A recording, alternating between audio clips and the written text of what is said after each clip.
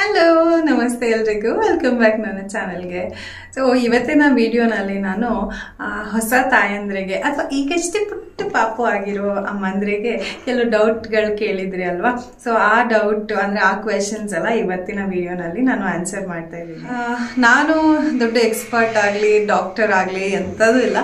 So ನಾನು ನನ್ನ ಅನುಭವದ ಮೇಲೆ ನನಗೆ 2 ಮಕ್ಕಳು ಆಗಿರೋದ್ರಿಂದ ಸೊ ನಾನು ಅವರಿಬ್ಬರಿಗೆ ಏನು ಫಾಲೋ ಮಾಡಿದ್ದೀನಿ ಮತ್ತು ಅದನ್ನು ನಿಮ್ಮ ಹತ್ರ ಹಂಚ್ಕೊಂಡ್ರೆ ನಿಮಗೂ ಉಪಯೋಗ ಆಗುತ್ತೆ ಅಂತ ತುಂಬ ಜನ ಕಮೆಂಟ್ಸಲ್ಲಿ ಹೇಳಿರೋದ್ರಿಂದ ಇವತ್ತಿನ ವಿಡಿಯೋ ಮಾಡ್ತಾ ಇದ್ದೀನಿ. ಸುಮಾರು ಜನ ಕ್ವೆಶನ್ಸ್ ಕೇಳಿದ್ರಲ್ವಾ ಕಮೆಂಟ್ಸಲ್ಲಿ. ಸೊ ಆ ಕಮೆಂಟ್ಸ್ ಎಲ್ಲ ನಾನು ಬರೆದಿಟ್ಕೊಂಡಿದ್ದೀನಿ. ಸೊ ಇವತ್ತು ಪ್ರತಿಯೊಂದು ಕಮೆಂಟ್ಸು ನೀವು ಕೇಳಿರೋ ಕ್ವೆಶನ್ಸ್ನ ಇವತ್ತಿನ ವಿಡಿಯೋನಲ್ಲಿ ಅಡ್ರೆಸ್ ಮಾಡ್ತಿದ್ದೀನಿ. ಸೊ ತಡ ಮಾಡ್ದಿರಾ ಬನ್ನಿ ವಿಡಿಯೋ ಶುರು ಮಾಡಿಬಿಡೋಣ. ಮೊದಲನೇ ಪ್ರಶ್ನೆ ಇವತ್ತು ಏನಿದೆ ನೋಡೋಣ. ಮೊದಲನೇದಾಗಿ ಮೊದಲ ಫ್ಯೂ ಡೇಸ್ ಮಗು ಹುಟ್ಟಿದ ಅಂದರೆ ಮೊದಲ 6 ವಾರಗಳನ್ನ ಹೇಗೆ ಮ್ಯಾನೇಜ್ ಮಾಡ್ತೀರಾ, ಎಸ್ಪೆಷಲಿ ರಾತ್ರಿ ಹೊತ್ತು ಹೇಗೆ ಮ್ಯಾನೇಜ್ ಮಾಡೋದು? ನಾನು ನ್ಯೂ ಮದರ್, ಪ್ಲೀಸ್ ನಿಮ್ಮ ಎಕ್ಸ್ಪೀರಿಯನ್ಸ್ ಶೇರ್ ಮಾಡಿ ಅಂತ ಒಬ್ಬರು ಕಮೆಂಟಲ್ಲಿ ಕೇಳಿದ್ರಿ ಅಲ್ವಾ. ಸೊ ಈ ಪ್ರಶ್ನೆ ಸುಮಾರು ಜನದ ಮನಸ್ಸಲ್ಲೂ ಇರಬಹುದು, ಹಾಗಾಗಿ ಹೇಳ್ತಾ ಇದ್ದೀನಿ. ಇನಿಷಿಯಲ್ ಫ್ಯೂ ಡೇಸ್ ತುಂಬಾ ಕಷ್ಟ ಆಗಿರುತ್ತೆ, ಎಸ್ಪೆಷಲಿ ಮೊದಲನೇ ಸಲ ತಾಯಿ ಆಗ್ತಿರೋರಿಗೆ. ನನಗೆ ಸೆಕೆಂಡ್ ಟೈಮ್ ಆಗಿರೋದ್ರಿಂದ ನಾನು ಮೊದಲೇ ಪ್ರಿಪೇರ್ಡ್ ಆಗಿದೆ. ಬಟ್ ಮೊದಲನೇ ಸಲ ತಾಯಿ ಆಗಿರೋರಿಗೆ ಆ ನಿದ್ದೆ ಅದನ್ನು ಕಂಟ್ರೋಲ್ ಮಾಡೋದಕ್ಕೆ ಆಗೋದಿಲ್ಲ. ಮಗು ರಾತ್ರಿ ಇಡೀ ಎದ್ದು ಫೀಡ್ ಮಾಡ್ತಾ ಇರಬೇಕಾಗತ್ತೆ, ಅದು ಮಲ್ಕೊಳ್ಳೋದಿಲ್ಲ. ಸಮಟೈಮ್ಸ್ ಪುಟ್ಟ ಮಕ್ಕಳು ರಾತ್ರಿ ಎಲ್ಲ ಆಟ ಆಡ್ತಿರ್ತಾರೆ. ನನ್ನ ಮಗನೂ ಅಷ್ಟೇ ಫಸ್ಟ್ 6 ವೀಕ್ಸ್ವರೆಗೂ ರಾತ್ರಿ ಇಡೀ ರಾತ್ರಿ ನಿದ್ದೆ ಬರ್ತಾ ಇರಲಿಲ್ಲ. ಆ್ಯಂಡ್ ಜೊತೆಗೆ ನಂಗೆ ನೋಡ್ಕೊಳಕ್ಕೂ ಯಾರೂ ಇರ್ತಿರ್ಲಿಲ್ಲ, ಜಾನು ಕೆಲಸ ಇರೋದು ರಾತ್ರಿ ಇಡೀ. ಸೊ ಹಾಗಾಗಿ ನಾನು ಒಬ್ಳೇನೆ ಮ್ಯಾನೇಜ್ ಮಾಡ್ತಿದ್ದೆ. ಸ್ವಲ್ಪ ಹೊತ್ತು ವಾಕ್ ಮಾಡೋದು, ಆಟ ಆಡ್ಸೋದು ಅವನ್ನ. ಬೆಳಗ್ಗೆ 5 ಗಂಟೆ ಆಗೋಷ್ಟರಲ್ಲಿ ಅಳು ಬರೋ ಥರ ಆಗ್ಬಿಟ್ಟಿರೋದು, ನನಗೆ ತಡೆಯೋಕ್ಕಾಗದೆ ಕುತ್ಕೊಂಡು ಸುಮ್ಮನೆ ಯಾರ ಮೇಲೆ ಅಂತ ಸಿಟ್ಟಿಲ್ಲ, ಸುಮ್ಮನೆ ಸಿಟ್ಟು ಬರುತ್ತೆ, ನಿದ್ದೆ ಮಾಡೋಕ್ಕಾಗಿಲ್ಲ, ಮತ್ತು ಸ್ಟ್ರೆಸ್ ಆಗಿಬಿಡುತ್ತೆ ಅದು. ಸೊ ನಾನು 5 ಗಂಟೆ ಆಗೋದನ್ನೇ ಕಾಯ್ತಾ ಇದ್ದೆ. 5 ಗಂಟೆಗೆ ನಮ್ಮಮ್ಮಂಗೆ ಹೋಗಿ ಮಗುನ ಕೊಟ್ಬಿಡ್ತಾ ಇದ್ದೆ ನಾನು. ಅಷ್ಟು ಸ್ಟ್ರೆಸ್ಫುಲ್ ಅನಿಸುತ್ತೆ. ಎಸ್ಪೆಷಲಿ ಮಗು ಹುಟ್ಟಿದ 1 ವಾರ ಇಲ್ಲ 2 ವಾರದವರೆಗೂ ತುಂಬಾ ಇದಾಗ್ಬಿಡುತ್ತೆ, ಹಿಂಸೆ ಆಗಿಬಿಡುತ್ತೆ. ಅದಾದಮೇಲೆ ನಿಧಾನಕ್ಕೆ ನಮ್ಮ ಬಾಡಿ ಆ ಸೈಕಲ್ಗೆ ಅಡ್ಜಸ್ಟ್ ಆಗ್ತಾ ಇರುತ್ತೆ. ಸೊ ಮ್ಯಾನೇಜ್ ಮಾಡೋದು ಹೇಗೆ ಅಂತ ನೀವು ನನ್ನ ಕೇಳಿದ್ರೆ, ಮೇ ಬಿ ಏನು ಮಾಡ್ಬೇಕಂತಂದರೆ ಬೆಳಗ್ಗೆ ಹೊತ್ತು ಮಗು ಯಾವಾಗ ಮಲ್ಕೊಂಡಿರುತ್ತೆ ಆವಾಗ ಮಲ್ಕೊಂಡ್ಬಿಡೋದು ಬೆಟರು. ಯಾಕಂತಂದರೆ ಯಾವಾಗ ಮಗು ಮಲಗಿರುತ್ತೋ ಆವಾಗಲೇ ನಾವು ಮಲ್ಕೊಂಡ್ರೆ ನಮಗೆ ನಿದ್ದೆ ಮ್ಯಾನೇಜ್ ಆಗುತ್ತೆ. ಇಲ್ಲ ಅಂತಂದರೆ ಸ್ವಲ್ಪ ಕಷ್ಟನೇ ಆಗುತ್ತೆ. ಮೊದಲು 6 ವಾರದವರೆಗೂ ಮಗುಗೆ ಸ್ಲೀಪ್ ಸೈಕಲ್ ಸೆಟ್ ಆಗೋದೇ ಇಲ್ಲ. 6 ವಾರ ಆದಮೇಲೆ ನಿಧಾನಕ್ಕೆ ಮಗು ನಿದ್ದೆ ಅದು ಸ್ಲೀಪ್ ಸೈಕಲ್ಗೆ ಸೆಟ್ ಆಗ್ತಾ ಹೋಗುತ್ತೆ. ಅದಕ್ಕೆ ಈ ಫಸ್ಟ್ ಇನಿಷಿಯಲ್ 6 ವೀಕ್ಸ್ ಏನು ಮಾಡಬೇಕು ಅಂತಂದರೆ, ಬೆಳಗ್ಗೆ ಹೊತ್ತೆಲ್ಲ ಮಗು ಮಲಗಿದ್ರೂ ಬೆಳಕಿರಬೇಕು, ಬೆಳಕಿರೋ ಜಾಗದಲ್ಲೇ ಮಗುನ ಮಲಗಿಸ್ಬೇಕು. ಅಕಸ್ಮಾತ್ ನಿಮ್ಮ ರೂಮ್ ಕತ್ಲೆ ಇತ್ತು ಅಂತಂದ್ರೂ ಲೈಟ್ ಹಾಕಿ ಮಗುನ ಮಲಗಿಸಿ. ಮತ್ತು ರಾತ್ರಿ ಆಗ್ತಾ ಆಗ್ತಾ ಆಗ್ತಾ ಅಂದರೆ ಒಂದು 7-8 ಗಂಟೆ ಮೇಲೆ ಲೈಟ್ ಆಫ್ ಮಾಡಿಬಿಟ್ಟು ಕತ್ಲಲ್ಲಿ ಮಗುನ ಮಲಗಿಸಿ.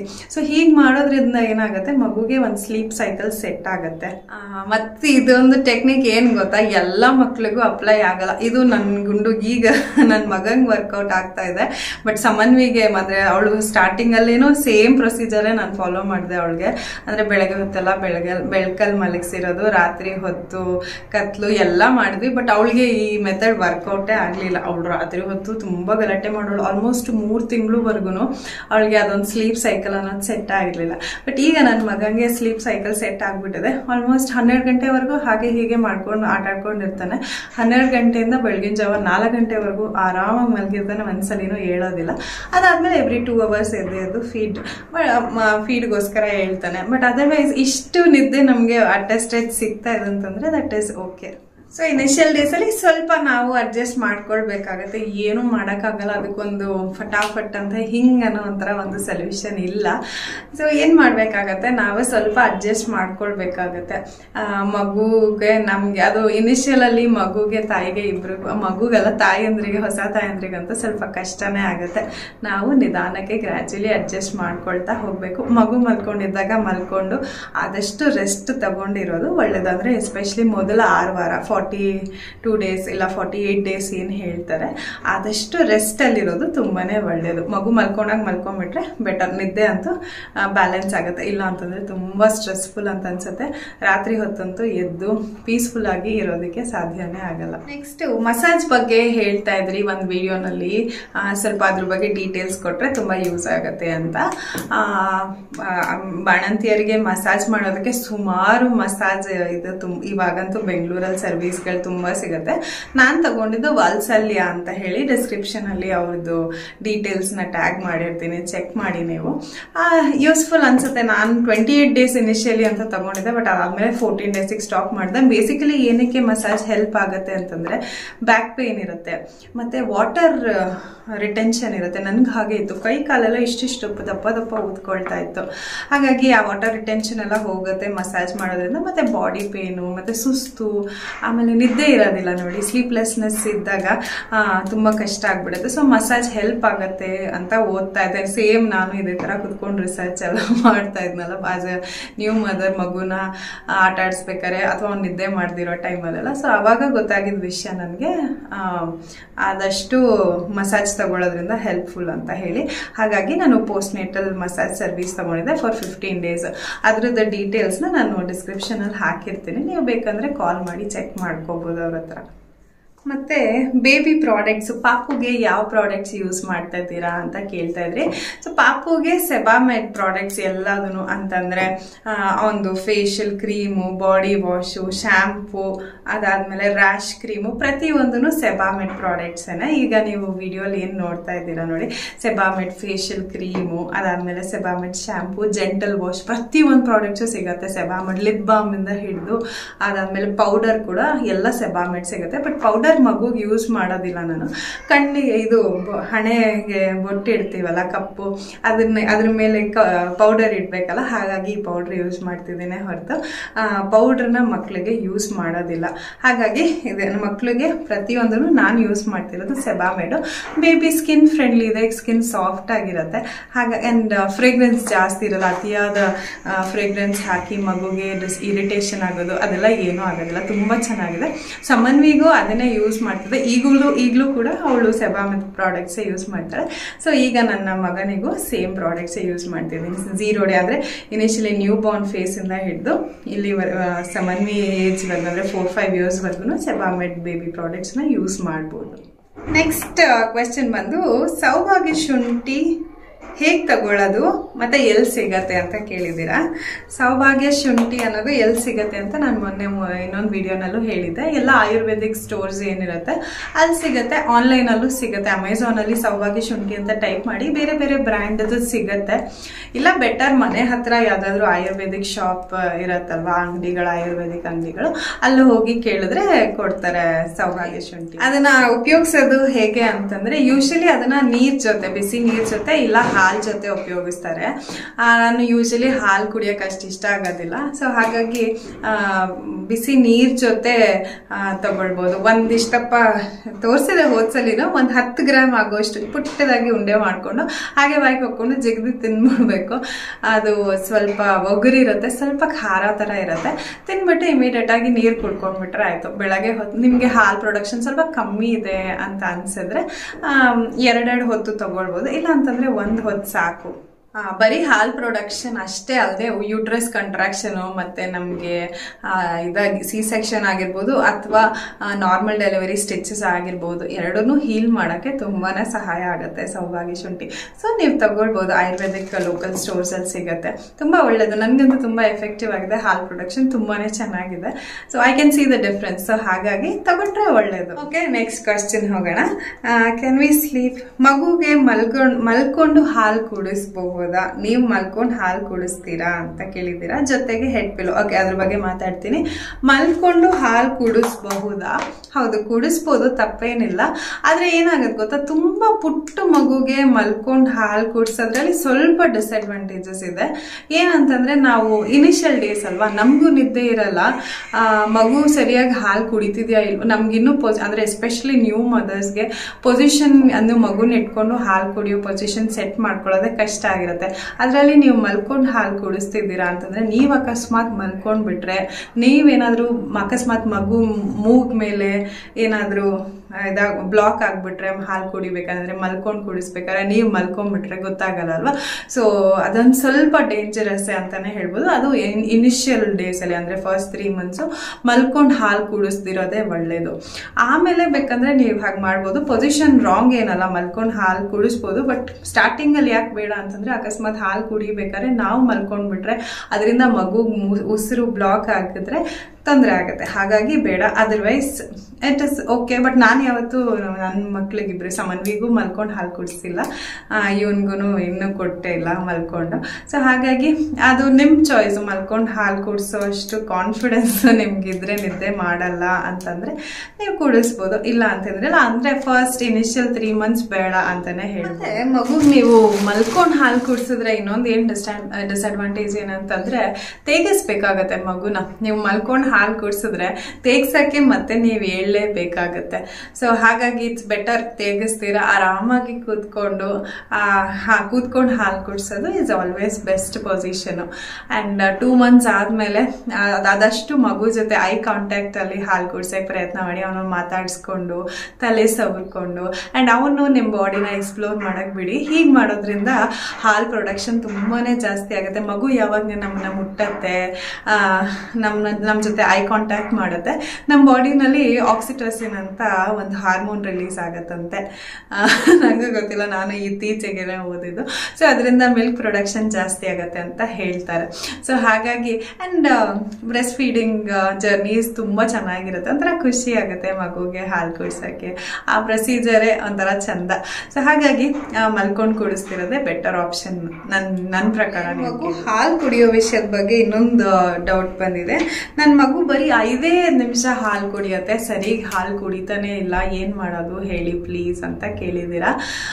ಆಕ್ಚುಲಿ 5 ನಿಮಿಷ ಕುಡಿಯತ್ತೆ 10 ನಿಮಿಷ ಕುಡಿಯುತ್ತೆ ಅಂತ ಲೆಕ್ಕ ಹಾಕಕ್ಕಾಗಲ್ಲ. ಸೇಮ್ ಡೌಟ್ ನನಗೂ ಆಗಿತ್ತು. ನನ್ನ ಮಗನೂ ಅಷ್ಟೇ 5 ನಿಮಿಷನೂ ಕುಡಿಯಲ್ಲ. ನಿಜಾಗ್ಲೂ ಹೇಳ್ತೇನೆ, 5 ನಿಮಿಷನೂ ಕುಡಿಯಲ್ಲ ಅವನು. ಬೇಗ ಮುಗಿಸ್ಬಿಡ್ತಾನೆ. ಸಮನ್ವಿಗೆ ನಾನು 20 minutes ಅರ್ಧ ಗಂಟೆ ಎಲ್ಲ ಫೀಡ್ ಮಾಡ್ತಿದ್ದೆ ಇನಿಷಿಯಲ್ ಡೇಸ್ ಅಲ್ಲಿ. ಈ ನನ್ನ ಮಗಗೆ ಸ್ಟಾರ್ಟಿಂಗ್ ಇಂದಾನು ಅವನು 5 ರಿಂದ 10 ನಿಮಿಷದ ಮೇಲೆ ಯಾವತ್ತೂ ಹಾಲು ಕುಡ್ದೇ ಇಲ್ಲ. ಸೊ ದಟ್ ಡಸಂಟ್ ಮೀನ್ ಮಗು ಹಾಲು ಸರಿ ಕುಡಿತಿಲ್ಲ ಅಂತ ಅಲ್ಲ. ನಾವು ಹಾಲು ಮಗು ಸರಿ ಕೆಲವು ಮಕ್ಕಳು ತುಂಬಾ ಬೇಗ ಸಕ್ ಮಾಡಿ ಕುಡ್ಕೊಂಡ್ಬಿಡ್ತಾರೆ. ಲೈಕ್ ನನ್ನ ಮಗ ಇವಾಗ ಹಾಗೇನೆ ಫಾಸ್ಟ್ ಆಗಿ ಕುಡ್ದು ಮುಗಿಸ್ಬಿಡ್ತಾನೆ. ನಾನು ಇದೇನು ಮಗು ಸರಿ ಕುಡಿತೇನೆಲ್ಲ ಇಷ್ಟು ಬೇಗ ಕುಡ್ದ್ಬಿಡ್ತಿದ್ದಾನೆ ಅಂತ ಅನ್ಕೊಳ್ತಾ ಇದ್ದೆ. ಬಟ್ ಮಗುಗೆ ಹಾಲು ಸರಿ ಹೋಗ್ತಿದ್ಯೋ ಇಲ್ವೋ ಅಂತ ಹೇಗೆ ಜಡ್ಜ್ ಮಾಡ್ಬೇಕಂದ್ರೆ ಕುಡಿಯೋ ಟೈಮಿಂದ ಅಲ್ಲ, ಅವ್ರದ್ದು ಡೈಪರ್ ಚೇಂಜ್ ಮಾಡ್ತೀವಲ್ವ, ದಿನಕ್ಕೆ ಒಂದು 5 ರಿಂದ 6 ನ್ಯಾಪೀಸ್ ಅಟ್ಲೀಸ್ಟ್ ಚೇಂಜ್ ಮಾಡ್ತಾ ಇರಬೇಕು. ಸೊ ಅದು ಫುಲ್ ಆಗಿದೆ ಅಂತಂದ್ರೆ ಮಗುಗೆ ಫೀಡ್ ಚೆನ್ನಾಗಿ ಆಗ್ತಿದೆ ಅಂತ ಅಷ್ಟೇ ಅರ್ಥ. ಆಮೇಲೆ ವೆಯ್ಟ್ ಗೇನ್ ಆಗ್ತಿರ್ತಾರೆ, ಗೊತ್ತಾಗುತ್ತೆ. ನೀವೇನು ಹೋಗಿ ವೇಯಿಂಗ್ ಮೆಷಿನ್ ಮೇಲೆ ಇಡ್ಬೇಕಾಗಿಲ್ಲ, ನಮಗೆ ಕಣ್ಣಲ್ಲಿ ಗೊತ್ತಾಗುತ್ತೆ ಮಗು ವೆಯ್ಟ್ ಗೇನ್ ಆಗ್ತಿದ್ಯಾ ಅಂತ. ದಿನದಿಂದ ದಿನಕ್ಕೆ ಮಗು ಹೇಗೆ ಚೇಂಜಸ್ ಆಗುತ್ತೆ, ಬಟ್ಟೆಗಳು ಚಿಕ್ಕದಾಗೋದಿರಬಹುದು, ವಾರದಲ್ಲೇ ವ್ಯತ್ಯಾಸ ಇದೆ. ನಾನಂತೂ ಈ ವ್ಯತ್ಯಾಸ ನೋಡಿದ್ದೀನಿ ನನ್ನ ಮಗಂಗೆ ಎಸ್ಪೆಷಲಿ. ಅವನಿಗೆ ಇವತ್ತು ಹಾಕಿದ ಬಟ್ಟೆ ಇನ್ನೊಂದು 10 ದಿನ ಬಿಟ್ಟು ಹಾಕಿದ್ರೆ ಆಗ್ತಾ ಇರ್ಲಿಲ್ಲ. ಅದು ಅಲ್ಲದೆ ವಾರಕ್ಕೆ 2 ವಾರಕ್ಕೆ ಒಂದ್ಸಲಿ ಅಕಸ್ಮಾತ್ ಕನ್ಸಲ್ಟೇಷನ್ಗೆ ಡಾಕ್ಟರ್ ಕರೆದ್ರೆ ಅವಾಗ ವೇಟ್ ಚೆಕ್ ಮಾಡ್ಬೋದು. ಮಗು ವೇಟ್ ಚೆನ್ನಾಗಿ ಏನಾಗ್ತಾ ಇದೆ ಮತ್ತೆ ಸುಸು ಪಾಟಿ 2 ಕರೆಕ್ಟ್ ಆಗಿ ಮಾಡ್ತಾ ಇದೆ ಅಂತಂದ್ರೆ ಫೀಡಿಂಗ್ ಟೈಮ್ ಬಗ್ಗೆ ಅಷ್ಟೇನು ತಲೆ ಕೆಡಿಸ್ಕೊಳ್ಬೇಕಾಗಿಲ್ಲ. ಕೆಲವು ಮಕ್ಕಳು ತುಂಬಾ ಬೇಗ ಕುಡಿತಾರೆ. ನನ್ನ ಮಗನೂ ಅಷ್ಟೇ 5 ನಿಮಿಷ ಹೀಗೆ ಕುಡ್ದು ಹೀಗೆ ಮಲ್ಕೊಂಡ್ಬಿಡ್ತಾನೆ, ಇಲ್ಲ ಹೀಗೆ ಕುಡ್ದು ಆಮೇಲೆ ಆಟ ಆಡಕ್ಕೆ ಶುರು ಮಾಡ್ತಾನೆ. ಸೊ ಹಾಗಾಗಿ ಫೀಡಿಂಗ್ ಟೈಮ್ ಮೇಲೆ ಮಗು ಚೆನ್ನಾಗಿ ಕುಡಿತಿಲ್ಲ ಅನ್ನೋದನ್ನ ಜಡ್ಜ್ ಮಾಡಕ್ ಆಗೋದಿಲ್ಲ. ಸೊ ತಲೆ ಕೆಡಿಸ್ಕೊಳ್ಬೇಡಿ. ಕೆಲವು ಮಕ್ಕಳು ಬೇಗ ಕುಡ್ಕೊಳ್ತಾರೆ, ಕೆಲವ್ರು ನಿಧಾನ ಕುಡಿತಾರೆ. ನೆಕ್ಸ್ಟ್ ತುಂಬಾ important question diapers related. Diaper ಯಾವಾಗಲೂ ಡೈಪರ್ ಹಾಕಿರ್ತೀರಾ, ಕ್ಲಾತ್ ಡೈಪರ್ ಯೂಸ್ ಮಾಡ್ತೀರಾ ಅಥವಾ ನಾರ್ಮಲ್ ಡೈಪರ್ಸ್ ಯೂಸ್ ಮಾಡ್ತೀರಾ ಅಂತ ಕೇಳ್ತಾ ಇದ್ದೀರಾ. ನಾನು ಇವತ್ತು ನಿಮ್ಮ ಹತ್ರ ನಿಜ ಹೇಳ್ತಾ ಇದ್ದೀನಿ, ನಾನು ಕ್ಲಾತ್ ಡೈಪರ್ಸ್ ಯೂಸ್ ಮಾಡಲ್ಲ. ಬಿಕಾಸ್ ನಾನು ಕ್ಲಾತ್ ಡೈಪರ್ಸ್ ಸಮನ್ವಿ ಇದರಲ್ಲಿ ತುಂಬ ಬ್ಯಾಡ್ ಎಕ್ಸ್ಪೀರಿಯನ್ಸು, ಕಂಫರ್ಟಬಲೇ ಅಲ್ಲ. ನಿಜವಾಗ್ಲೂ ಹೇಳ್ತಾ ಇದ್ದೀನಿ. ತುಂಬ ಯೂಟ್ಯೂಬರ್ಸ್ ಎಲ್ಲ ಅದನ್ನು ಪ್ರಮೋಟ್ ಮಾಡಿರೋದು ನೋಡಿನೇ ನಾನು ತಗೊಂಡ್ಮೇಲೆ ನೋಡೋಕೆ ಚೆನ್ನಾಗಿದೆ, ನಿಜವಾಗ್ಲೂ ತುಂಬ ಚೆನ್ನಾಗಿರುತ್ತೆ. ಅದು ಹಾಕ್ಬಿಡ್ತೀವಿ. ಏನಾಗುತ್ತೆ, ಏನು ಹೇಳ್ತಾರೆ, ಮಗು ಇಷ್ಟೊತ್ತಿಗೆ ಇಷ್ಟೇ ಸುಸು ಮಾಡುತ್ತೆ, ಇಷ್ಟೇ ಪಾಟಿ ಮಾಡುತ್ತೆ ಅಂತ ಯಾರೂ ಹೇಳೋಕ್ಕಾಗಲ್ಲ. ಸಡನ್ ಆಗಿ ಜಾಸ್ತಿ ಸುಸು ಮಾಡಿದ್ರೆ ಈಚೆ ಎಲ್ಲ ಲೀಕ್ ಆಗಿಬಿಡುತ್ತೆ, ಮತ್ತೆ ವೆಟ್ ಇರುತ್ತೆ, ಮತ್ತೆ ರ್ಯಾಷಸ್ ಆಗೇ ಆಗತ್ತೆ. ಆಮೇಲೆ ಪಾಟಿ ಮಾಡಿದಾಗಂತೂ ಅದು ಕ್ಲೀನ್ ಮಾಡೋದು ತುಂಬಾನೇ ಕಷ್ಟ, ಅಷ್ಟು ಕಂಫರ್ಟಬಲ್ ಅಂತ ಅನ್ಸೋದಿಲ್ಲ. ನೀವು ಅದಕ್ಕೆ ಹೋಗೋ ಬದಲು ಲಂಗೋಟ್ ಕ್ಲೋತ್ ನ್ಯಾಪೀಸ್ ಬರುತ್ತಲ್ಲ, ಸುಮ್ಮನೆ ಅದನ್ನ ಯೂಸ್ ಮಾಡ್ಕೊಂಡು ಬಿಡ್ಬೋದು ಅನ್ನೋದು ನನಗೆ ಬಂತು. ಅದು ಅಲ್ಲದೆ ಅದು ಕ್ಲೀನಿಂಗ್ ಪ್ರೊಸೀಜರು, ಅದು ಒಳಗಡೆ ಪ್ಯಾಡ್ಸ್ ಇರುತ್ತೆ, ಅದನ್ನ ತೆಗೆದು ಅದನ್ನ ವಾಶ್ ಮಾಡಿ, ಮತ್ತೆ ಈ ತರ ಇವಾಗ ಸೈಕ್ಲೋನ್ಸು ಅಕಸ್ಮಾತ್ ಅಂತದೇನಾದ್ರು ಬಂದ್ಬಿಟ್ರೆ ಕ್ಲೋತ್ ಡೈಪರ್ನ ಒಣಗಿಸೋದು ಒಂದು ದೊಡ್ಡ ಕಷ್ಟ. ದಪ್ಪ ಇರುತ್ತೆ, ಪ್ಯಾಡ್ಸ್ ಎಲ್ಲಾನು ಅದನ್ನ ಒಣಗಿಸ್ಬಿಟ್ಟು ಯೂಸ್ ಮಾಡಬೇಕು. ಸ್ವಲ್ಪ ಕಾಸ್ಟ್ಲಿನೂ ಮತ್ತೆ ಅಷ್ಟು ಫ್ರೆಂಡ್ಲಿ ಇಲ್ಲ. ಸೊ ಹಾಗಾಗಿ ನನಗೆ ಕ್ಲಾತ್ ಡೈಪರ್ ಬಗ್ಗೆ ಅಷ್ಟು ಒಳ್ಳೆ ಅಭಿಪ್ರಾಯ ಇಲ್ಲ. ಬಿಕಾಸ್ ನಾನು ಅಂದರೆ ಸಮನ್ವಿ ಟೈಮಲ್ಲಿ ಯೂಸ್ ಮಾಡಿ ಬಿಟ್ಬಿಟ್ಟಿರೋದ್ರಿಂದ ನನ್ನ ಎಕ್ಸ್ಪೀರಿಯನ್ಸ್ ಇಂದ ನಾನು ಹೇಳ್ತಾ ಇದ್ದೀನಿ. ಬಟ್ ನಿಮ್ಮ ಚಾಯ್ಸ್ ಅದು, ನಿಮಗೆ ಕ್ಲಾತ್ ಡೈಪರ್ಸೇ ಯೂಸ್ ಮಾಡಬೇಕು ಅಂತಿದ್ರೆ you can go for it. ನಾನು ಅದೇನೇ ಮಾಡಬೇಕು ಅಂತ ಹೇಳಿ ಸಮನ್ವಿ ಪಾಪು ಇದ್ದಾಗ ಅದೆಲ್ಲ ತರಿಸ್ಕೊಂಡು ಯೂಸ್ ಮಾಡಿ ನೋಡಿದೆ, ಯೂಸ್ ಆಗಿಲ್ಲ. ಆ್ಯಂಡ್ ನೀವು ಹೊರಗೆಲ್ಲಾದರೂ ಹೋಗ್ತಾ ಇದ್ದೀರಾ ಅಂತಂದರೆ ಕ್ಲಾತ್ ಡೈಪರ್ಸ್ ಬೆಟರ್ ಆಪ್ಷನ್ನೇ ಅಲ್ಲ, ನಿಜವಾಗ್ಲೂ ಹೇಳ್ತಾ ಇದ್ದೀನಿ. ಯಾಕಂತಂದರೆ ಪಾಪು ಪಾಟಿ ಮಾಡ್ತು ಅಂತಂದರೆ ಅದನ್ನ ತಗೊಂಡೋಗಿ ನೀವು ವಾಶ್ ಮಾಡಬೇಕು. ಇಲ್ಲ ಅಂತಂದರೆ ರ್ಯಾಪ್ ಮಾಡಿಬಿಟ್ಟು ನಿಮ್ಮ ಬ್ಯಾಗಲ್ಲಿ ಇಟ್ಕೊಂಡಿರ್ಬೇಕು, ಇಲ್ಲ ಅದಕ್ಕಂತ ಒಂದು ಸಪ್ರೇಟ್ ಕವರ್ ತಗೊಂಡು ಹೋಗ್ಬೇಕು. ಆಮೇಲೆ ಮನೆಗೆ ಬರೋ ಅಷ್ಟರಲ್ಲಿ ಅದು ಫುಲ್ ಡ್ರೈ ಆಗಿಬಿಟ್ಟಿರುತ್ತೆ, ಅದನ್ನ ವಾಶ್ ಮಾಡೋದು ಸ್ವಲ್ಪ ಕಷ್ಟ ಆಗುತ್ತೆ. ಸೊ ಕ್ಲಾತ್ ಡೈಪರ್ಸ್ ಏನಿದೆ ಅದನ್ನ ನೀವು ವಾಶ್ ಮಾಡೋದಕ್ಕೆ ಪಾಪು ಕಕ್ಕ ಮಾಡಿದ ತಕ್ಷಣ ಇಮಿಡಿಯೇಟ್ ಆಗಿ ಕಮೋಡ್ ಏನಿರುತ್ತೆ ಅಥವಾ ಅಲ್ಲಿ ತೊಗೊಂಡು ಹೋಗಿ ಹ್ಯಾಂಡ್ ಶವರಲ್ಲಿ ಫುಲ್ ಫ್ಲಶ್ ಔಟ್ ಮಾಡಿ ಆಮೇಲೆ ನೀಟಾಗಿ ವಾಶ್ ಮಾಡಬೇಕು. ಅದಕ್ಕೆ ಮತ್ತೆ ಡಿಟರ್ಜೆಂಟ್ಸ್, ಹಾರ್ಶ್ ಡಿಟರ್ಜೆಂಟ್ ಎಲ್ಲ ಹಾಕಿ ವಾಶ್ ಮಾಡಿ ಅದು ಸರಿಯಾಗಿ ಒಣಗಿಲ್ಲ ಅಂತಂದರೆ ಮತ್ತೆ ಬೇಬಿಗೆ ಇನ್ಫೆಕ್ಷನ್ಸ್ ಆಗುತ್ತೆ. ಸೊ ಹಾಗಾಗಿ ನಾನು ಅದನ್ನು ಯೂಸ್ ಮಾಡ್ತಿಲ್ಲ. ಇದೆಲ್ಲ ಡಿಸ್ಅಡ್ವಾಂಟೇಜಸ್ಸೇ ಜಾಸ್ತಿ ನಾನು ನೋಡಿರೋದು ಅಡ್ವಾಂಟೇಜಸ್ಗಿಂತ. ಹಾಗಾಗಿ ಡೈಪರ್ಸ್ ನಾರ್ಮಲ್ ನಾನು ಮ್ಯಾಮಿ ಪೋಕೋ ಪ್ಯಾಂಟ್ಸ್ ಎಕ್ಸ್ಟ್ರಾ ಅಬ್ಸಾರ್ಬೆಂಟ್ ಬರುತ್ತಲ್ಲ ಅದನ್ನು ಯೂಸ್ ಮಾಡ್ತಿದ್ದೆ. ನಂಗೆ ಅದು ಕಂಫರ್ಟಬಲ್. ಸಮನ್ವಿಗೂ ಅದೇ ಯೂಸ್ ಮಾಡ್ತಿದ್ದೆ, ಇವನಿಗೂ ಅದನ್ನೇ ಯೂಸ್ ಮಾಡ್ತಿದ್ದೆ. ಕಂಫರ್ಟಬಲ್ ಅನ್ಸುತ್ತೆ. ಮಗುಗೆ ಡ್ರೈ ಇರುತ್ತೆ, ವೆಟ್ನೆಸ್ ಇರಲ್ಲ. ಬಟ್ ಎವ್ರಿ ಟೈಮ್ ನೀವು ಡೈಪರ್ ಚೇಂಜ್ ಮಾಡಿದಾಗ ಇಲ್ಲ ಪಾಟಿ ಮಾಡಿದಾಗ ಕ್ಲೀನ್ ಮಾಡಿದಾಗ ಕೊಕೊನಟ್ ಆಯಿಲ್ ಇಲ್ಲ ರ್ಯಾಶ್ ಕ್ರೀಮ್ ಎರಡರಲ್ಲಿ ಒಂದನ್ನ ಚೆನ್ನಾಗಿ ಅಪ್ಲೈ ಮಾಡಿ ಅದಾದಮೇಲೆ ಡೈಪರ್ ಯೂಸ್ ಮಾಡಬೇಕು. ಅದಲ್ಲದೆ ಬೆಳಗ್ಗೆ ಮಧ್ಯಾಹ್ನ ಸಾಯಂಕಾಲ 3 ಹೊತ್ತು ಡೈಪರ್ ಫ್ರೀ ಟೈಮ್ ಒಂದು 10 ನಿಮಿಷ ಡೈಪರ್ ಇಲ್ದಿರ ಮಗುಗೆ ಆರಾಮಾಗಿ ಇರಾಗಿ ಬಿಟ್ಬಿಡಿ. ಆರಾಮಾಗಿ ಗಾಳಿ ಎಲ್ಲ ಆಡೋ ಥರ ಬಿಟ್ಬಿಟ್ರೆ ಆವಾಗ ಡೈಪರ್ ರ್ಯಾಷಸ್ ಆಗಲಿ ಅಥವಾ ಅದರ ರಿಲೇಟೆಡ್ ಪ್ರಾಬ್ಲಮ್ಸ್ ಏನೂ ಬರೋದಿಲ್ಲ. ನನಗೆ ಎಕ್ಸ್ಪೀರಿಯನ್ಸ್ ಇಂದ ಹೇಳ್ತಾ ಇದ್ದೀನಿ. ಸಮನ್ವಿ ಫುಲ್ ಡೈಪರ್ಸೇ ಯೂಸ್ ಮಾಡಿದ್ದು ನಾನು 24/7 ಯಾವಾಗಲೂ ಡೈಪರ್ ಹಾಕ್ತಾ ಇದ್ಲು. ಅದರಿಂದ ಅವಳಿಗೆ ಏನೋ ಪ್ರಾಬ್ಲಮ್ ಒಂದು ದಿವಸಕ್ಕೂ ರ್ಯಾಶ್ ಆಗಲಿ ಅಂಥದ್ದು ಏನೂ ಆಗಲಿಲ್ಲ. ಇವನಿಗೂ ಅದೇ ಯೂಸ್ ಮಾಡ್ತಾ ಇದ್ದೀನಿ.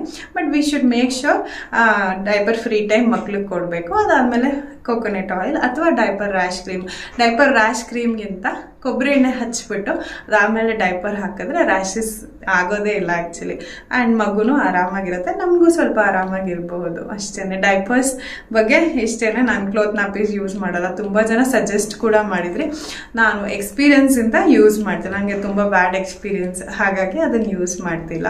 ನಿಮ್ಗೆ ಅದು ಕಂಫರ್ಟಬಲ್ ಅನಿಸಿದ್ರೆ ಯೂಸ್ ಮಾಡ್ಕೊಳ್ಬೋದು. ಬಟ್ ನನ್ನ ಕೇಳಿದ್ರೆ ಕ್ಲೋತ್ ನಾಪೀಸ್ ನನಗೆ ಅಷ್ಟು ಇಷ್ಟ ಆಗಿಲ್ಲ. ಮತ್ತೆ ಒಂದು ಪೆಚ್ಚನು, ಮೊನ್ನೆ ಸಮನ್ವಿದು ಆನ್ಯುವಲ್ ಡೇ ಫಂಕ್ಷನ್ಗೆ ಹೋಗಿದ್ದೆ ಅಂತ ಹೇಳಿದಾಗ ಹಾಲು ತೆಗ್ದಿಟ್ಬಿಟ್ಟು ಹೋಗಿದ್ದೆ. ಮನೇಲಿ ಅಮ್ಮ ಅಪ್ಪ ಕುಡಿಸ್ತಾ ಇದ್ರು ಅಂತ ಹೇಳಿದ್ದೆ ಅಲ್ವಾ.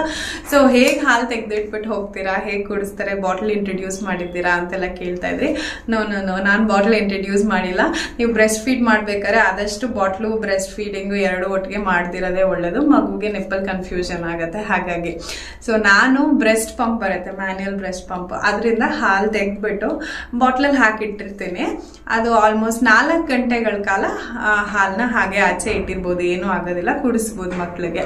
ಆ್ಯಂಡ್ ಅದು ಇನ್ ಕೇಸ್ ಆಫ್ ಎಮರ್ಜೆನ್ಸಿ. ನಾನೇನು ಹಾಗಾಗಲ್ಲ, ಆಚೆ ಹೋಗೋದಿಲ್ಲ ಅಲ್ವಾ. ಮೊನ್ನೆ ಸಮನ್ವಿ ಫಂಕ್ಷನ್ ಇತ್ತು ಅಂತ ಹೇಳಿ ಹೋಗಿದ್ದಾಯ್ತು ಅಷ್ಟೇ. ಸೊ ಹೇಗೆ ಕುಡಿಸ್ತಾರೆ ಅಂದರೆ ಒಳಲೆ ಬರುತ್ತೆ. ಒಳಲೆನಲ್ಲಿ ಯೂಶಲಿ ಮಕ್ಳಿಗೆ ಮುಂಚೆ ಎಲ್ಲ ಔಷಧಿನೋ ಹಾಲು ಕುಡಿಸ್ಬೇಕಾದ್ರೆ ಹಾಕ್ತಿದ್ರಲ್ಲ, ಸೊ ಒಳಲೆಯಲ್ಲಿ ಹಾಕೊಂಡು ಕುಡಿಸ್ತಾರೆ. ಕುಡಿತಾನೋನು ಹೊಟ್ಟೆ ತುಂಬತ್ತೆ, ಆದರೆ ಮಗುವಿಗೆ ಹಾಲು ಕುಡ್ದಿರೋ ಫೀಲ್ ಬರೋದಿಲ್ಲ. ಹಾಗಾಗಿ ಮನ್ಸಿನ ಮೇಲೆ ಆ ಥರ ಮಾಡ್ಬೋದು. ಬಾಟ್ಲು ನಾನು ಇದುವರೆಗೂ ಕೊಟ್ಟಿಲ್ಲ.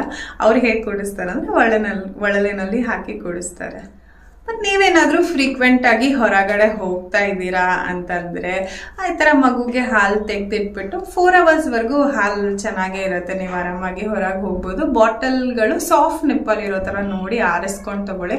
ನಂಗೆ ಅದ್ರ ಬಗ್ಗೆ ಅಷ್ಟು ನಾಲೆಜ್ ಇಲ್ಲ, ಬಿಕಾಸ್ ನಾನು ಅವ್ನಿಗಿನ್ನೂ ಬಾಟ್ಲ್ ಇಂಟ್ರೊಡ್ಯೂಸ್ ಮಾಡಿಲ್ಲ. ಹಾಗಾಗಿ ಒಳಲೆಲ್ಲ ಅವ್ರು ಕುಡಿಸ್ತಿರೋದ್ರಿಂದ ನನಗೂ ಬಾಟ್ಲ್ ಇಂಟ್ರೊಡ್ಯೂಸ್ ಮಾಡೋಕ್ಕೆ ಇಷ್ಟ ಇಲ್ಲ, ಹಾಗಾಗಿ ನಾನು ಕೊಟ್ಟಿಲ್ಲ. ಬಟ್ ನೀವು ಸಿಗುತ್ತೆ ಸಾಫ್ಟ್ ನಿಪ್ಪಲ್ ಇರೋ ಬಾಟ್ಲು, ಬ್ರೆಸ್ಟ್ ಪಂಪ್ ಸಹಾಯದಿಂದ ಮಿಲ್ಕ್ ಎಕ್ಸ್ಪ್ರೆಸ್ ಮಾಡಿ ಬಾಟ್ಲ್ ಕೊಡ್ಬೋದು. ಸುಮಾರು ಜನ ಹಾಗೆ ಮಾಡ್ತಾರೆ. ಡೈರೆಕ್ಟ್ ಕೆಲಸಕ್ಕೆ ಹೋಗ್ತಿರೋರು ಪಾಪ ಕುಡ್ಸಕ್ಕೆ ಆಗೋದಿಲ್ಲಲ್ಲ, ಸೊ ಎಕ್ಸ್ಪ್ರೆಸ್ ಮಾಡಿ ಫ್ರಿಜ್ಜಲ್ಲಿ ಇಟ್ಟು ಮತ್ತೆ ವಾರ್ಮ್ ಮಾಡಿ ಬಾಟ್ಲ್ ಮೂಲಕ ಎಲ್ಲ ಕೊಡ್ತಾರೆ. ಸೊ ಮನೇಲಿರೋರಿಗೆ ಅದರ ಅವಶ್ಯಕತೆ ಇರಲ್ಲ ಅಂತ ಅನ್ಸುತ್ತೆ. ಸೊ ಹಾಗಾಗಿ ಅದು ಮಾಡ್ದಿರೋದೇ ಒಳ್ಳೇದು. ಒಂದ್ಸಿನ ಮೇಲೆ ಆಚೆ ಹೋಗಿ ಬರ್ತಿದ್ದೀರಾ ಅಂತಂದಾಗ ತೆಗ್ದಿಟ್ಬಿಟ್ಟು ಹೋಗಿ. ಮನೇಲಿ ಅಮ್ಮ ಅಪ್ಪ ಯಾರಾದರೂ ಕುಡ್ಸೋರಿದ್ರೆ ಒಳಲೇನಲ್ಲಿ ಈಸಿ ಅಲ್ವಾ. ಸೊ ಹಾಗಾಗಿ ಅಷ್ಟೇ. ಬೇಬಿ ಕೋಲಿಕ್ ಬಗ್ಗೆ ಕೇಳ್ತಾ ಇದ್ದೀರಾ. ಮಗುಗೆ ಯಾವಾಗ್ಲೂ ಗ್ಯಾಸ್ ಎಷ್ಟು ತೆಗ್ಸಿದ್ರು ಬರೋದಿಲ್ಲ, ಕೋಲಿಕ್ ಆಗಿತ್ತ ನಿಮ್ಮ ಮಗುಗೆ ಅಂತ ಹೇಳಿ. ನನ್ನ ಮಗನ್ಗೇನು ಅಷ್ಟು ಕೋಲಿಕ್ ಪ್ರಾಬ್ಲಮ್ ಆಗಿರ್ಲಿಲ್ಲ. ಎಲ್ಲ ಮಕ್ಳಿಗೂ ಆಗುತ್ತೆ, ಅದು ಗ್ಯಾಸ್ ಪ್ರಾಬ್ಲಮ್ ಆಗುತ್ತೆ. ಹಾಲು ಕುಡ್ಕೊಳ್ಬೇಕಾದ್ರೆ ಜಾಸ್ತಿ ಗ್ಯಾಸ್ ಫಾಲೋ ಮಾಡಿದಾಗ್ಲಾಗಿರ್ಬೋದು, ಅಥವಾ ನಮ್ಮ ಆಹಾರದಲ್ಲಿ ಏನಾದರೂ ವ್ಯತ್ಯಾಸ ಆಗಿದ್ರೆ ಸಮ್ಟೈಮ್ಸ್ ಆಗುತ್ತೆ ಮಕ್ಳಿಗೆ ಕೋಲಿಕ್. ಸೊ ಯೂಶಲಿ ಅದಕ್ಕೆ ಬೆಸ್ಟ್ ಸೊಲ್ಯೂಷನ್ ಇದು ತೇಗ್ಸೋದಿಲ್ಲ ಅಂತಂದ್ರೆ ಉಲ್ಟಾ ಹಾಕೋದು ಅವನ್ನ. ಕೆಲವರು ಮಗ್ಲಾಗೋವರೆಗೂ ಬಿಡೋದೇ ಇಲ್ಲ. ಬಟ್ ಏನಂತಂದ್ರೆ ಡಾಕ್ಟ್ರು 6 ವಾರ ಆದ್ಮೇಲೆ ಹೇಳ್ತಾರೆ ಉಲ್ಟಾ ಮಲಗಿಸಿ ಮಗುನ ಅಂತಂದ್ರೆ ಹೊಟ್ಟೆ ಮೇಲೆ ಟಮಿ ಟೈಮ್ ಕೊಡ್ಬೇಕು. ಟಮಿ ಟೈಮ್ ದಿನದಲ್ಲಿ 3 ಹೊತ್ತು ಅಥವಾ 4 ಹೊತ್ತು ಒಂದು 5 ನಿಮಿಷ ಅವನು ಎಷ್ಟೋ ತನಕ ಇರ್ತಾರೆ, ಅಂದ್ರೆ ಮಗು ಎಷ್ಟೋ ತನಕ ಇರತ್ತೆ 5ರಿಂದ 10 ನಿಮಿಷವರೆಗೂ ಇರ್ತಾನೆ ಅಂದ್ರೆ ಓಕೆ. ಕೆಲವು ಮಕ್ಳು 2 ನಿಮಿಷಕ್ಕೆ ಅಳಕ್ ಸ್ಟಾರ್ಟ್ ಮಾಡಿಬಿಡುತ್ತವೆ. ಸೊ ಎಷ್ಟೋ ತನಕ ಮಗು ಇರುತ್ತೋ ಅಷ್ಟು ತನಕ ಬಿಡಿ. ಅದರಿಂದ ಏನಾಗುತ್ತೆ ಗೊತ್ತಾ, ಒಂದು ಕೋಲಿಕ್ ಪ್ರಾಬ್ಲಮ್ ಅಂದ್ರೆ ಗ್ಯಾಸ್ ಪ್ರಾಬ್ಲಮ್ ಏನೂ ಬರೋದಿಲ್ಲ. ಅದಲ್ಲದೆ ಕತ್ತು ಸ್ಟ್ರೆಂತ್ ಬರುತ್ತೆ, ಬೇಗ ಕತ್ತು ನಿಂತ್ಕೊಳ್ಳುತ್ತೆ. ನನ್ನ ಮಗಂಗೆ ಇನ್ನೂ 3 ತಿಂಗಳಾಗಿಲ್ಲ, ಇನ್ನೇನಾಗತ್ತೆ ಇನ್ನೊಂದು ವಾರ ದಿನದಲ್ಲಿ. ಬಟ್ ಆಲ್ರೆಡಿ ಅವನಿಗೆ ಕತ್ತು ನಿಂತಿದೆ, ಅಷ್ಟೇನು ಇನ್ನೂ ಆಡ್ತಾ ಇಲ್ಲ. ಸೊ ಟಮ್ಮಿ ಟೈಮ್ ಕೊಡೋದ್ರಿಂದ ಕೋಲಿಕ್ ಪ್ರಾಬ್ಲಮ್ ಇರಲ್ಲ, ಮತ್ತೆ ಕತ್ತಿಗೆ ಸ್ಟ್ರೆಂತ್ ಬರುತ್ತೆ. ಸೊ ಕೋಲಿಕ್ ಪ್ರಾಬ್ಲಮು ಸಾಲ್ವ್, ಮತ್ತೆ ಕತ್ತಿಗೆ ಸ್ಟ್ರೆಂತ್ ಬರುತ್ತೆ. ಸೊ ಆದಷ್ಟು ಟಮ್ಮಿ ಟೈಮ್ ಮಗುಗೆ ಕೊಡೋದು ಒಳ್ಳೇದು. ಸೊ ಆಗಷ್ಟೇ ಹೇಳಿದೀನಿ, ಇನ್ನೊಂದು 2-3 ಕ್ವೆಶನ್ಸ್ ಇದೆ. ಫೀಡಿಂಗ್ ಕುರ್ತಾ ಲಿಂಕ್ಸ್ ಕೊಡಿ ಅಂತ ಕೇಳಿದ್ರ. ನಾನು ನಿಜವಾಗ್ಲೂ ಇವಾಗ ಯಾವುದೇ ಫೀಡಿಂಗ್ ಕುರ್ತಾಸ್ ತಗೊಂಡಿಲ್ಲ. ಪ್ರೆಗ್ನೆಂಟ್ ಇದ್ದಾಗ್ಲೇನೆ ತಗೊಂಡ್ಬಿಟ್ಟಿದ್ದೆ. ಮ್ಯಾಟರ್ನಿಟಿ ಕುರ್ತಾಸ್ ಅಂತ ಏನ್ ಬರುತ್ತೆ ಅದರಲ್ಲೇ ಫೀಡಿಂಗ್ ಆಪ್ಷನ್ಸ್ ಇರುತ್ತೆ, ಜಿಪ್ಸ್ ಇರುತ್ತೆ. ನೀವು ಅಮೆಝಾನ್ ಅಲ್ಲಿ, ಮೀಶೋ, ಮಿತ್ರ ಯಾವ್ದ್ರಲ್ಲಾದ್ರೂ ಫೀಡಿಂಗ್ ಕುರ್ತಾಸ್ ಅಂತ ಸರ್ಚ್ ಮಾಡಿದ್ರೆ ಸುಮಾರು ಕುರ್ತಾಸ್ ಬರುತ್ತೆ. ಸೊ ನೀವು ಅದ್ರಲ್ಲಿ ಮಾಡ್ಬೋದು. ನಾನು ಇದ್ರದ್ದು ಲಿಂಕ್ಸ್ ಎಲ್ಲ ತುಂಬಾ ಹಳೆ ತಗೊಂಡಿದ್ದಲ್ವ, ಹೊಸದಾಗಿ ತಗೊಂಡ್ರೆ ಖಂಡಿತ ಶೇರ್ ಮಾಡ್ತೀನಿ. ಹಳೆ ವಿಡಿಯೋಸ್ ಅಲ್ಲಿ ಲಿಂಕ್ಸ್ ಶೇರ್ ಮಾಡಿರ್ತೀನಿ, ಬೇಕಾದ್ರೆ ನೀವು ಹಳೆ ವಿಡಿಯೋಸ್ ಚೆಕ್ ಮಾಡ್ಬೋದು. ಇಲ್ಲ ಅಂತಂದ್ರೆ ಬೆಸ್ಟ್ ಆಪ್ಷನ್ ನೀವು ಅಮೆಝಾನ್ ವೆಬ್ಸೈಟ್ಗೋ ಇಲ್ಲ ಮಿಂತ್ರ ಇಲ್ಲ ಮೀಶೋ 3ರಲ್ಲಿ ಯಾವ್ದಕ್ಕಾದ್ರೂ ಹೋಗಿ ಫೀಡಿಂಗ್ ಕುರ್ತಾಸ್ ಅಥವಾ ಮ್ಯಾಟರ್ನಿಟಿ ಕುರ್ತಾಸ್ ಅಂತ ವಿತ್ ಜಿಪ್ ಅಂತ ಹಾಕಿದ್ರೆ ನಿಮಗೆ ಕುರ್ತಾಸ್ ಬೇಕಂದ್ರೆ ಕುರ್ತಾಸ್ ಬರುತ್ತೆ, ಟಾಪ್ಸ್ ಬರುತ್ತೆ, ಅದಾದ್ಮೇಲೆ ನೈಟೀಸ್ ಬರುತ್ತೆ, ಫೀಡಿಂಗ್ ನೈಟೀಸ್. ಇದು ಅದ್ರಲ್ಲಿ ಯಾವ್ದನ್ನಾದ್ರೂ ನೀವು ತಗೊಳ್ಬೋದು. ತುಂಬಾ ಕಂಫರ್ಟಬಲ್ ಫೀಡಿಂಗ್ ಕುರ್ತಾಸ್. ಸೊ ನಾನಂತೂ ಅದೇ ಯೂಸ್ ಮಾಡ್ತಿರೋದು. ಪ್ರೆಗ್ನೆಂಟ್ ಇದ್ದಾಗಿಂದನೂ ತಗೊಂಡ್ಬಿಟ್ಟಿದ್ದೆ, ಮತ್ತೆ ಯೂಸ್ ಆಗುತ್ತೆ ಅಂತ ಹೇಳಿ ಅದನ್ನೇ ಯೂಸ್ ಮಾಡ್ತಿರೋದು. Very useful. ನೀವು ಹೊರಗಡೆ ಎಲ್ಲಾದ್ರೂ ಹೋದ್ರೇನೋ ನೀವು ಶಾಲ್ ಕವರ್ ಮಾಡ್ಕೊಳ್ಬೇಕು ಅಂತಾನೆ ಇರಲ್ಲ, ಅಷ್ಟು ಕಂಫರ್ಟಬಲ್ ಆಗಿರುತ್ತೆ ಫೀಡಿಂಗ್ ಕುರ್ತಾಸ್. ಮತ್ತೆ ಬೇಬಿ ಹೇರ್ ಫಾಲ್, ನನ್ನ hair fall baby hair fall ಆಗ್ತಾ ಇದೆ ಅಂತ ಸ್ವಲ್ಪ ಜನ ಏನ್ ಮಾಡೋದು ಅಂತ ಕೇಳಿದ್ದೀರಾ. ಮತ್ತೆ ಕೆಲವರು ಡೆಲಿವರಿ ಆದ್ಮೇಲೆ ನನಗೆ ತುಂಬಾ ಹೇರ್ ಫಾಲ್ ಆಗ್ತಿದೆ ಅಂತ ಕೇಳಿದ್ದೀರಾ, ಏನ್ ಮಾಡೋದು ಅಂತ. ಮೊದಲನೇದಾಗಿ ಬೇಬಿ ಹೇರ್ ಫಾಲ್ ಬಗ್ಗೆ ಮಾತಾಡೋಣ. ಬೇಬಿ ಹೇರ್ ಫಾಲ್ ತುಂಬಾ ಮಕ್ಕಳಿಗೆ ಹೇರ್ ಫಾಲ್ ಆಗುತ್ತೆ. That is so common. Especially ನಮ್ ಸೌತ್ ಇಂಡಿಯನ್ಸ್ ಅಂದ್ರೆ ಕರ್ನಾಟಕದವರು ಆದ್ರೆ ಈ ಸಾಂಬ್ರಾಣಿ ಎಲ್ಲ ಹಾಕಿ ತಲೆ ಕಾಯಿಸೋ ಇದ್ರೆ ಸಾಂಬ್ರಾಣಿ ಸ್ವಲ್ಪ ಜಾಸ್ತಿ ಆದ್ರೂ ಹೇರ್ ಫಾಲ್ ಆಗತ್ತೆ. ಇಲ್ಲ ಕೆಲವು ಮಕ್ಳಿಗೆ ಉದ್ರಿ ಹುಟ್ಟತ್ತೆ. ನಮ್ ಸಮನ್ವಿಗೆ ಹಾಗೇನೋ ಫುಲ್ ಬಾಡಿ ಆಗ್ಬಿಟ್ಟಿದ್ಲು 5 ತಿಂಗಳಷ್ಟೊತ್ತಲ್ಲಿ, ಕೂದಲೇ ಇರ್ಲಿಲ್ಲ. ಆಮೇಲೆ ನಿಧಾನಕ್ಕೆ ಬಂದು ಚೆನ್ನಾಗಿ ಬಂತು ಅವಳೆ ಕೂದಲು. ಸೊ ಇಟ್ ಡಿಪೆಂಡ್ಸ್, ಅದು ಸಹಜ. ಅದು ತಲೆ ಕೆಡಿಸ್ಕೊಳ್ಳೋ ಅವಶ್ಯ ಏನಲ್ಲ.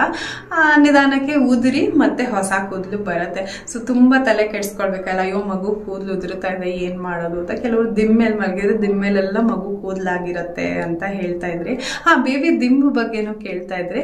ರೌಂಡ್ ಮಧ್ಯದಲ್ಲಿ ಹೋಲ್ ಇರುತ್ತೆ, ಮಗು ತಲೆ ಶೇಪ್ ಗುಂಡಗ್ ಬರ್ಲಿ ಅಂತ ಹೇಳಿ. ಏನಾಗತ್ತೆ ಗೊತ್ತಾ, ಮಗುನ್ ಒಂದ್ ಕಡೆ ಹಿಂಗ್ ಮಲಗಿಸಿದ್ರೆ ಕತ್ ಹಿಂಗ್ ಇಟ್ಕೊಂಡ್ ಮಲ್ಕೊಂಡ್ಬಿಡ್ತಾರೆ, ಕತ್ ಹಿಂಗ್ ಇಟ್ಕೊಂಡು ಹಿಂಗ್ ಮಲ್ಕೊಂಡಿರ್ತಾರಲ್ಲ ಯೂಶಲಿ. ಸೊ ಏನಾಗುತ್ತೆ, ಸೈಡ್ ಮಲ್ಗಿ ಒಂದ್ ಕಡೆ ಸೌದಂಗ್ ಆಗ್ಬಿಡುತ್ತೆ. So always better baby pillow ಅಂತ ಬರುತ್ತೆ, ಮಧ್ಯದಲ್ಲಿ ಹಿಂಗ್ ಗ್ಯಾಪ್ ಇರುತ್ತೆ ರೌಂಡ್ಗೆ. ಇಲ್ಲಿ ಸೈಡ್ ಅಲ್ಲಿ ಇಮೇಜ್ ನೀವು ನೋಡ್ತಾ ಇದ್ದೀರಲ್ಲ, ಈ ತರ ಪಿಲ್ಲೋಸ್ನ ನೀವು ತಗೊಂಡು ಆ ಪಿಲ್ಲೋ ಮೇಲೆ ಮಲಗಿಸ್ಬೋದು. ಮಗು ತಲೆ ನೀಟಾಗಿ ರೌಂಡ್ ಆಗಿರುತ್ತೆ ಅಂಡ್ ಶೇಪ್ಲೆಸ್ ಆಗೋದಿಲ್ಲ, ಒಂದ್ ಕಡೆ ಸವಿಯೋದು ಆ ಥರ ಏನಾಗೋದಿಲ್ಲ. ಅಂಡ್ ಹೇರ್ ಫಾಲ್ ಅನ್ನೋದು, ಬೇಬಿ ಹೇರ್ ಫಾಲ್ ಕಾಮನ್, ಅದು ಉದ್ರಿ ಮತ್ತೆ ಹುಟ್ಟತ್ತೆ. ಅದಕ್ಕೂ ಏನಷ್ಟು ತಲೆ ಕೆಡಿಸ್ಕೊಳ್ಬೇಕಾಗಿಲ್ಲ. ನೆಕ್ಸ್ಟ್ ನಮ್ಮ ಹೇರ್ ಫಾಲ್ ಬಗ್ಗೆ. ನನಗೆ ಹೇರ್ ಫಾಲ್ ಸದ್ಯಕ್ಕೆ ಆಗ್ತಾ ಇಲ್ಲ, ಈಗ ಒಂಚೂರು ಲೈಟಾಗಿ ಆಗ್ತಿರ್ಬಹುದೇನೋ ಗೊತ್ತಿಲ್ಲ. ಅದಕ್ಕೋಸ್ಕರ ಸಮನ್ವಿ ಪ್ರೆಗ್ನೆನ್ಸಿನಲ್ಲೂ ಒಂದು 3 ತಿಂಗಳು ಆದ್ಮೇಲೆ ಲೈಟ್ ಹೇರ್ ಫಾಲ್ ಸ್ಟಾರ್ಟ್ ಆಯ್ತು. ನಾವೆಲ್ಲರೂ ಒಂದು ತಿಳ್ಕೊಳ್ಬೇಕು, ನಾವು ಪ್ರೆಗ್ನೆಂಟ್ ಇದ್ದಾಗ ಕೂದಲು ತುಂಬಾ ಚೆನ್ನಾಗಿ ಬರುತ್ತೆ. ಗ್ರೋಯಿಂಗ್ ಸೀಸನ್ ಅಂತ ನನಗೊಂದು ಹೆಸರು ಇಟ್ಕೊಂಡಿರೋದು. ಈಗ ಸೀಸನ್ಸ್ ಅಲ್ಲಿ ಸ್ಪ್ರಿಂಗು ಆಟಮ್ ಸೀಸನ್ ಅಂತ ಹೇಗಿರುತ್ತೆ ಅಂದ್ರೆ, ಸ್ಪ್ರಿಂಗ್ ಸೀಸನ್ ಅಲ್ಲಿ ಹೊಸ ಎಲೆಗಳು ಬರುತ್ತೆ, ಚೆನ್ನಾಗಿ ಬರುತ್ತೆ, ಹಸಿರಾಗಿರುತ್ತೆ. ಮತ್ತೆ ಉದ್ರೋ ಕಾಲ ಆಟಮ್ ಸೀಸನ್ ಬಂದಾಗ ಎಲೆಗಳೆಲ್ಲ ಉದ್ರೋಗುತ್ತೆ ಅಲ್ವಾ. ಅದೇ ತರಾನೇ ನಮ್ ಕೂದಲು ಕೂಡ ಪ್ರೆಗ್ನೆಂಟ್ ಇದ್ದಾಗ ತುಂಬಾ ಚೆನ್ನಾಗಿ ಬರುತ್ತೆ ಕೂದಲು. ಅಂಡ್ ಇವಾಗ ಪೋಸ್ಟ್ ಡೆಲಿವರಿ ಆ ಸೀಸನಲ್ಲಿ ಅದು ಉದುರೋ ಕಾಲ ಅಂತಲೇ ನಾನು ಅನ್ಕೊಂಡಿರೋದು. ಸ್ವಲ್ಪ ದಿನ ಉದುರುತ್ತೆ. ಕೆಲವು ಸಲ ಎಷ್ಟು ಭಯ ಆಗ್ಬಿಡುತ್ತೆ ಅಂದರೆ ಇದೇನಪ್ಪ ಬೋಡಿ ಆಗ್ಬಿಡ್ತೀನೋ, ಇಷ್ಟೊಂದು ಕೂದಲು ಉದುರುತ್ತಾ ಇದೆ ಅಂತ. ಇಷ್ಟಿಷ್ಟು ಕೂದಲು ಉದುರುತ್ತೆ ಕೆಲವರಿಗೆ, ನಾನು ನೋಡಿದ್ದೀನಿ. ಸೊ ಆ ಥರನೂ ಆಗುತ್ತೆ. ಬಟ್ ಅದಕ್ಕೂ ನಾವು ತಲೆ ಕೆಡಿಸ್ಕೊಳ್ಬೇಕಲ್ಲ. ಹಳೆ ಕೂದಲು ಹೋಗಿ ಮತ್ತೆ ಹೊಸ ಕೂದಲು ಬರುತ್ತೆ. ನಿಯಮ ಅದು. ಬರೀ ಪ್ರೆಗ್ನೆಂಟ್ ಲೇಡೀಸ್ಗಂತಲ್ಲ, ಯಾರ್ಯಾರಿಗೆ ನಾರ್ಮಲ್ ಆಗಿ ಒಂದು ವರ್ಷದಲ್ಲಿ ಹೇರ್ ಫಾಲ್ ಇರುತ್ತೆ ಮತ್ತೆ ಹೇರ್ ಗ್ರೋತ್ ಇರುತ್ತೆ. ಸೊ ಅದೊಂದು ಸೈಕಲ್ ಅದು. ಸೊ ಅದಕ್ಕಂತ ತುಂಬ ತಲೆ ಕೆಡಿಸ್ಕೊಳ್ಬೇಕಾಗಿಲ್ಲ. ಎಸ್ಪೆಷಲಿ ನಾವು ಬಾಣಂತಿಯರು ಏನು ಹೇರ್ ಫಾಲ್ ಆಗುತ್ತೆ ಬಾಣಂತಿಯರು ಇರೋವಾಗ, ಅದಕ್ಕೆ ನಾವು ತಲೆ ಕೆಡಿಸ್ಕೊಳ್ಬೇಕಾಗಿಲ್ಲ. ನೀವು ಏನೇ ಮಾಡಿದ್ರು ಕೂದಲು ಉದುರತ್ತೆ, ಆಯಿತಾ. ಸೊ ಅಷ್ಟು ಉದುರೋದನ್ನ ಇಷ್ಟು ಉದುರೋದಕ್ಕೆ ಏನು ಮಾಡ್ಬೋದು ಅಂತ ಅನ್ನೋದ್ರ ಬಗ್ಗೆ ನಾನು ಮುಂದಿನ ಕೆಲವು ವೀಡಿಯೋಸಲ್ಲಿ ಹೇಳ್ತೀನಿ. ಅಂತಂದರೆ ಇವಾಗ ಇಂದುಲೇಖ ಆಯಿಲ್ ಇದೆಯಲ್ಲ, ಅದು ನನಗೆ ಎಫೆಕ್ಟಿವ್ ಅಂತ ಅನ್ನಿಸ್ತು. ಅದನ್ನು ಉಪಯೋಗಿಸ್ಬೋದು. ಇಲ್ಲ ಅಂತಂದರೆ ಫ್ಲ್ಯಾಕ್ಸ್ ಸೀಡ್ಸ್, ಅಗಸೆ ಬೀಜ ಅಂತ ಏನು ಹೇಳ್ತೀವಿ, ಅದನ್ನ ಕುದಿಸಿ ಅದರಲ್ಲಿ ಬರೋ ಜೆಲ್ನ ಹಚ್ಚಿ ಒಂದು ಸ್ವಲ್ಪ ಹೊತ್ತು ಬಿಟ್ಟು ಸ್ನಾನ ಮಾಡೋದಾಗಿರ್ಬೋದು, ಇದೆಲ್ಲ ಮಾಡ್ಬೋದು. ಇದರಿಂದ ಸ್ವಲ್ಪ ಕಂಟ್ರೋಲಿಗೆ ಬರಬಹುದೇ ಹೊರತು ಪೂರ್ತಿ ಹೇರ್ ಫಾಲ್ ಸ್ಟಾಪ್ ಆಗುತ್ತೆ ಅಂತ ಹೇಳೋಕ್ಕಾಗಲ್ಲ. ಹಳೆ ಕೂದಲುಗಳು ಉದುರತ್ತೆ. ಸೊ ಹಳೆ ಕೂದಲು ಉದ್ರಿ ಮತ್ತೆ ಹೊಸ ಕೂದಲು ಬರುತ್ತೆ. ಹಾಗಾಗಿ ಅಷ್ಟು ತಲೆ ಕೆಡಿಸ್ಕೊಳ್ಬೇಡಿ. ಇನ್ನೂ ತಲೆ ಕೆಡಿಸ್ಕೊಂಡು ಅಯ್ಯೋ ತಲೆ ಕೂದಲು ಉದುರುತ್ತಿದೆ ಅಂತ ಮತ್ತಷ್ಟು ಸ್ಟ್ರೆಸ್ ತಗೊಳ್ಳೋದ್ರಿಂದ ಇನ್ನೂ ಉದುರೋದು ಜಾಸ್ತಿ ಆಗೋಗುತ್ತೆ. ಹಾಗಾಗಿ ಅದೊಂದು ಸ್ವಲ್ಪ ದಿನ ಉದುರುತ್ತೆ, ಸರಿ ಹೋಗುತ್ತೆ ಅಂತ ಒಂದು ಮೈಂಡ್ ಸೆಟ್ ಮಾಡ್ಕೊಳ್ಳಿ, ಎಲ್ಲ ಸರಿ ಹೋಗುತ್ತೆ. ಸೊ ಎಲ್ಲಾದ್ರೂ ಅಷ್ಟೇನೆ, ಪ್ರಕೃತಿನಲ್ಲಿ ಒಂದು ಹುಟ್ಟತ್ತೆ, ಒಂದು ಸಾಯತ್ತೆ. ಇವಾಗ ಫಾರ್ ಎಕ್ಸಾಂಪಲ್ ನಾವು ಸೀಸನ್ ವೈಸ್ ಅಂತಾನೆ ನಾನು ಅವಾಗಲೇ ಏನು ಹೇಳಿದ್ನಲ್ಲ, ಹೊಸ ಚಿಗುರು ಬಂದಾಗ ಹಳೆ ಎಲೆಗಳು ಹೇಗೆ ಉದುರೋಗುತ್ತೋ ಅದೇ ಥರನೇ ಇದು ಪ್ರೆಗ್ನೆನ್ಸಿ ಟೈಮಲ್ಲಿ ನಮ್ಮಲ್ಲಿ ಹಾರ್ಮೋನಲ್ ಚೇಂಜಸ್ ಇಂದ ಅದರಿಂದ ಎಲ್ಲ ತುಂಬ ಚೆನ್ನಾಗಿ ಬಂದಿರುತ್ತೆ. ಈಗ ಮತ್ತೆ ಹಾರ್ಮೋನ್ ಚೇಂಜಸ್ ಆಗುತ್ತೆ, ಹಾಗಾಗಿ ಉದುರ್ತಾ ಇರುತ್ತೆ. ಮತ್ತೊಂದು ಹೇರ್ ಫಾಲ್ ಆಗಬಾರ್ದು ಅಂದರೆ ಅಂಟಿನುಂಡೆ ತಿನ್ನಿ. ಅಂಟಿನುಂಡೆನಲ್ಲಿ ಎಲ್ಲ ಡ್ರೈ ಫ್ರೂಟ್ಸು ಮತ್ತು ಫ್ಲ್ಯಾಕ್ಸ್ ಸೀಡ್ಸ್ ಇರುತ್ತೆ, ಗಸಗಸೆ ಇರುತ್ತೆ, ಮತ್ತು ಬೀಜಗಳು, ಏನಪ್ಪ ಅದು ಪಂಪ್ಕಿನ್ ಸೀಡ್ಸ್ ಆಗಿರ್ಬೋದು, ಇದೆಲ್ಲ ರಿಚ್ ಇನ್ನು ಪ್ರೋಟೀನ್ಸು ಅದೆಲ್ಲ ಇರೋದ್ರಿಂದ ನಮ್ಮ ಹೇರ್ ಗ್ರೋತ್ಗೆ ತುಂಬಾ ಯೂಸ್ಫುಲ್ ಆಗುತ್ತೆ. ಹಾಗಾಗಿ ಅದನ್ನು ಸ್ವಲ್ಪ ತಿನ್ನೋದ್ರಿಂದನೂ ಹೇರ್ ಫಾಲ್ ಕಂಟ್ರೋಲ್ ಮಾಡ್ಬೋದು. ಮತ್ತು ಅಷ್ಟೇ, ಆಲ್ಮೋಸ್ಟ್ ಎಲ್ಲ ನೀವು ಕೇಳಿದ ಕ್ವೆಶನ್ಸ್ ಅಂದರೆ ಕಮೆಂಟ್ಸಲ್ಲಿ ಕೇಳಿದ ಕ್ವೆಶನ್ಸ್ ಎಲ್ಲದಕ್ಕೂ ಆಲ್ಮೋಸ್ಟ್ ಆನ್ಸರ್ ಮಾಡಿದ್ದೀನಿ. ಯಾವುದಾದ್ರೂ ಮಿಸ್ ಔಟ್ ಆಗಿದ್ರೆ ಸಾರಿ, ನೆಕ್ಸ್ಟ್ ವ್ಲಾಗಲ್ಲಿ ಅದನ್ನು ಆನ್ಸರ್ ಮಾಡ್ತೀನಿ. ಬಟ್ ಆಲ್ಮೋಸ್ಟ್ ಎಲ್ಲ ಬರ್ಕೊಂಡಿದ್ದೀನಿ. ಅದಕ್ಕೋಸ್ಕರನೇ ನಾನು ರೆಸ್ಪಾಂಡ್ ಮಾಡಿರಲ್ಲ ಆ ಕಮೆಂಟ್ಗೆ. ಸೊ ದ್ಯಾಟ್ ನಾನು ಬರ್ಕೊಂಡು ನಿಮಗೆ ಆನ್ಸರ್ ಮಾಡ್ಬೋದು. ಇಲ್ಲ ಅಂತಂದ್ರೆ ಏನಾಗುತ್ತೆ, ಕಮೆಂಟ್ಸ್ ಹೊಟ್ಟೋಗುತ್ತೆ. ಸೊ ಹಾಗಾಗಿ ಆದಷ್ಟು ನಾನು ಬರೆದಿಟ್ಕೊಂಡಿರ್ತೀನಿ. ಒಂದೇ ವಿಡಿಯೋನಲ್ಲಿ ಎಲ್ಲನೂ ಕ್ಲಬ್ ಮಾಡಿ ಆನ್ಸರ್ ಮಾಡೋಣ ಅಂಥೇಳಿ. ಐ ಹೋಪ್ ನಿಮ್ಮೆಲ್ಲ ಎಲ್ಲರಿಗೂ ಈ ವಿಡಿಯೋ ಇಷ್ಟ ಆಗಿದೆ, ಯೂಸ್ಫುಲ್ ಆಗಿದೆ ಅಂತ ಅನ್ಕೊಳ್ತೀನಿ. ವಿಡಿಯೋ ಇಷ್ಟ ಆಗಿದ್ರೆ, ಯೂಸ್ಫುಲ್ ಅನ್ಸಿದ್ರೆ ಲೈಕ್ ಮಾಡಿ, ಮತ್ತೆ ಹೇಗೆ ಅನಿಸ್ತು ಅಂತ ತಿಳಿಸಿ ಈ ವಿಡಿಯೋ. ಮತ್ತೇನಾದರೂ ಕಮೆಂಟ್ಸ್ ಇದ್ರೆ ಅಥವಾ ಏನಾದರೂ ಕ್ವೆಶನ್ಸ್ ಇದ್ರೆ, ನನಗೆ ಗೊತ್ತಿರೋ ಅಥವಾ ನನ್ನ ಅನುಭವಕ್ಕೆ ಬಂದಿದ್ರೆ ಅದನ್ನ ಖಂಡಿತವಾಗ್ಲೂ ನಿಮ್ಮ ಜೊತೆ ಹಂಚ್ಕೊಳ್ತೀನಿ. ಸರಿನಾ? ಸರಿ, ಮತ್ತೆ ಸಿಗೋಣ ಮುಂದಿನ ವಿಡಿಯೋನಲ್ಲಿ. ಸರಿನಾ? ವಿಡಿಯೋ ಹೇಗೆ ಅನಿಸ್ತು ಅಂತ ಕಮೆಂಟ್ಸಲ್ಲಿ ತಿಳಿಸಿ. ಮತ್ತೇನಾದರೂ ಕ್ವೆಶನ್ಸ್ ಇದ್ರೆ ಕಮೆಂಟ್ಸಲ್ಲಿ ಕೇಳಿ. ಸರಿನಾ? ಸಿಗ್ತೀನಿ ಮತ್ತೆ ಮುಂದಿನ ವಿಡಿಯೋನಲ್ಲಿ. Until then take care, tata, ಬಾಯ್.